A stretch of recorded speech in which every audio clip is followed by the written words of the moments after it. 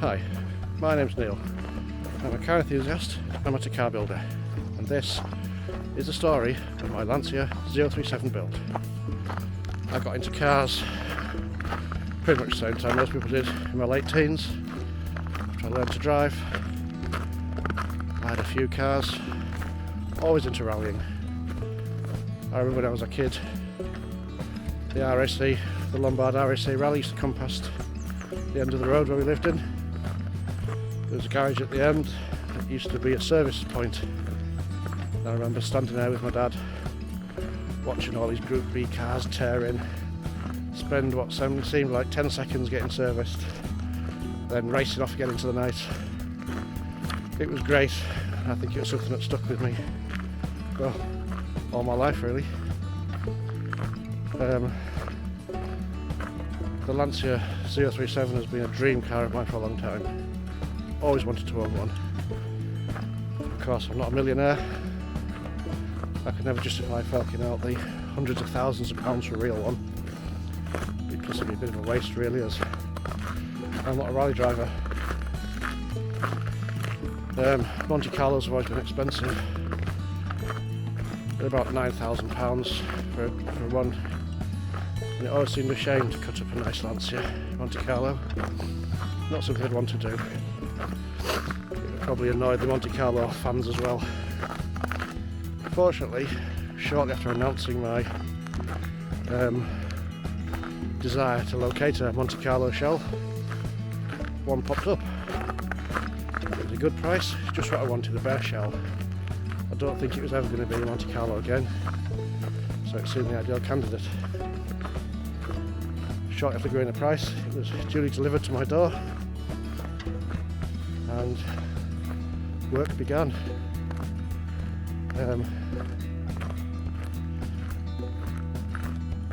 trouble with the Montecarlo, not Montecarlo, the trouble with an 037 is there isn't that much information on the internet.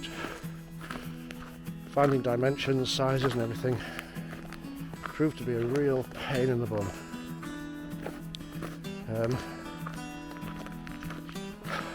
Luckily, I discovered a chap not far from me who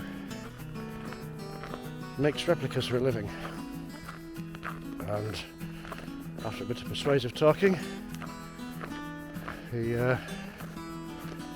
let me come and take some measurements from one of the replicas he was making, which was a great start. About the similar time, a chap in America sent me some PDFs of a blueprint which I pieced together. I think many of you have probably downloaded that by now, but that was great help. I also found the homologation papers, which, although fascinating reading, don't really provide much insight into what you need. It's a good read, but if you want to use it to make a replica Lancia 037, don't bother. You won't find much in there that you can actually use. If you ever want to feel self-conscious, walk down the road holding a camera talking to yourself. You certainly get some strange looks. Oh, look at that, some lovely sunrise pictures. It's about 7 o'clock in the morning. As it stands with the engines, I think there's still a lot left to discover. A bit more research to be done. I think the Honda K series and the Duratec are definitely the way to go. I initially thought it would be the Audi 1.8 20 valve, but after digging a bit further than I did initially, I don't think it's going to be the one. Not enough power. It does have some port in its turbo version, but trying to get one, it's as if they've suddenly disappeared off the face of the earth. There were loads last year. I don't know whether it's the time of year or COVID-19, but there aren't many at the minute. So, K series or Duratec, here I come. didn't realise how unfit I was. If nothing else, these videos are gonna get my blood pressure down. Hopefully, well, not hopefully, the next video will be a bit more technical. I need to tidy my garage out, and I need to do a bit of cleaning because I only have a very small space, and the Celica is currently taking up all of my garage space. The Celica was my first project car. It was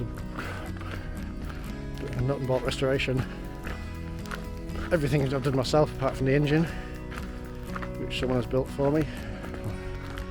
I do draw the line at doing some things. The engine building is one of them, I'm afraid. I don't have the space nor the enthusiasm for building engines. No doubt Martin will get the one for the Lancia as well if I decide to do anything with it. Martin, be prepared.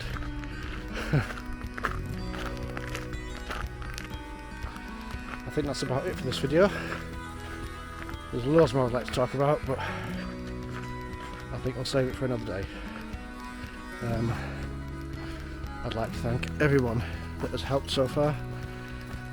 If you've just comments, pictures, dimensions, or even just the abuse, I love it all. I can't thank you all enough, and without your help I would nowhere near have got as far as I've got today. So I hope you enjoyed it so far.